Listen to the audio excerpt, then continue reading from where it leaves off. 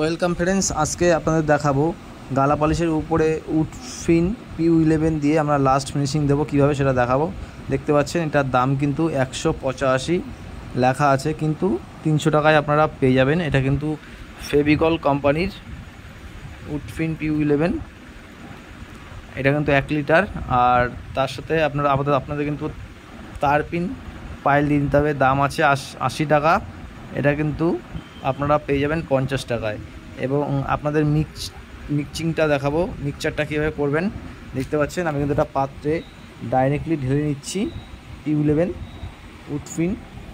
আর এটা কিন্তু আপনাদের টোটাল দু কোট মারবেন। অন্তত এক কোট মারার পর অন্তত 1-2 ঘন্টা পর আবার 1 কোট মারবেন। এটা পুরো শুকাতে আপনাদের টাইম লাগবে 6 থেকে 8 ঘন্টা। দেখতে পাচ্ছেন এটা কিন্তু ভীষণ মোটা, তার জন্য আমরা তারপিন দিয়ে এটাকে পাতলা করে সুতির কাপড় দিয়ে কিন্তু আমরা মারবো। আপনারা দেখতে থাকুন কিভাবে মারা হয়। দেখতে পাচ্ছেন এভাবেই কিন্তু আপনারা পাইল দিয়ে নেবেন। আর আমরা ফিনিশিং দেবো একটা হোম ডোর, আপনারা দেখতে থাকুন।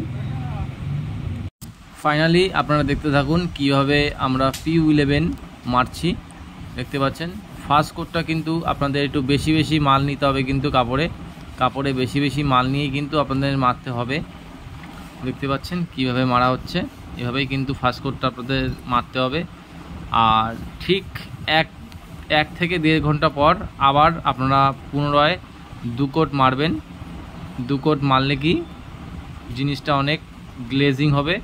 এবং এটা মারার কারণ হচ্ছে, যেহেতু আমরা গালা পলিশের উপরে আমরা মাস্ক দিয়ে ফিনিশিং দিই, এটার মারার কারণ হচ্ছে যে এই দরজাটায় যেখানেই দরজাটা লাগাবে সেখানে একটু হালকা রোদ পড়ে এবং হালকা জলের ছিট আছে, তার জন্য এই উডফিন PU11টা মারা হচ্ছে। অনেকটাই রোদের দিক থেকে পালিশটা সেফটি রাখবে এবং যে জলের যে ঝাপটা ছিটটা আসে বর্ষা হলে, সেই জলের সেফটিটাও অনেক সেফ রাখবে। যেহেতু পালিশের শত্রু হচ্ছে জল এবং রোদ, যেহেতু এটা ওয়াটারপ্রুফ পালিশ না, ওয়াটারপ্রুফ পালিশ হলে রোদ জলে কিছু হয় না, যেহেতু এটা গালা পালিশ, তার জন্য আমরা এই PU11টা দরজাটায় মেরে দিচ্ছি 2 কোট। মারলে রোদ এবং জলটা অনেক সেফটি থাকবে।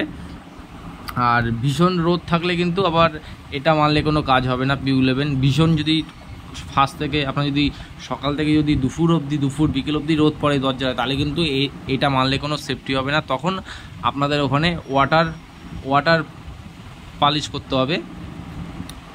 দেখতে পাচ্ছেন আমাদের কিন্তু অলরেডি কিন্তু 1 কোট মারা হয়ে গেছে। আমরা তার কিছুক্ষণ পরে কিন্তু আবার 2 কোট মেরে নেব।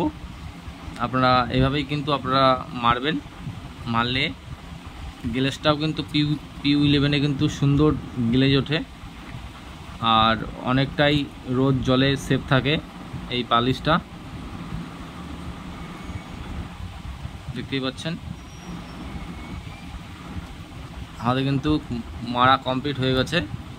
আপনাদের যদি ভিডিওটা ভালো লেগে থাকে এবং পালিশটা যদি ভালো লেগে থাকে, এটা হচ্ছে মেহগনি কাঠের হোম ডোর, তাহলে অবশ্যই চ্যানেলটা আপনারা সাবস্ক্রাইব করবেন। এবং যদি কেউ নতুন হয়ে থাকুন অবশ্যই সাবস্ক্রাইব করবেন এবং একটা লাইক করবেন।